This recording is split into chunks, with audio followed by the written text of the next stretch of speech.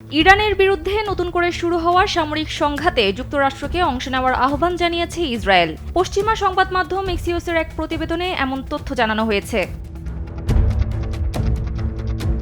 যুক্তরাষ্ট্র ও ইসরায়েলি সূত্রের বরাত দিয়ে প্রতিবেদনে বলা হয়, ইসরায়েল ইরানের ফোর্ডো ইউরেনিয়াম সমৃদ্ধকরণ স্থাপনাটি ধ্বংস করার সক্ষমতা রাখে না, কারণ এটি পাহাড়ের গভীরে অবস্থিত।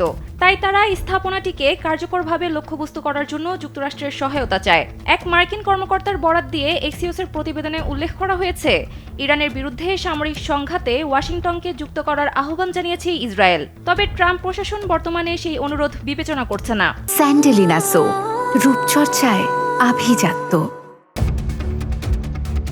ইসরায়েলি একটি সূত্রের বরাত দিয়ে প্রতিবেদনে আরও বলা হয়েছে, সাম্প্রতিক আলোচনায় ইসরায়েলের বেনিয়ামিন নেতানিয়াহুর সঙ্গে কথা বলার সময় মার্কিন প্রেসিডেন্ট ডোনাল্ড ট্রাম্প বলেছেন, প্রয়োজন দেখা দিলে যুক্তরাষ্ট্র ইরানের বিরুদ্ধে হামলায় অংশ নিতে পারে।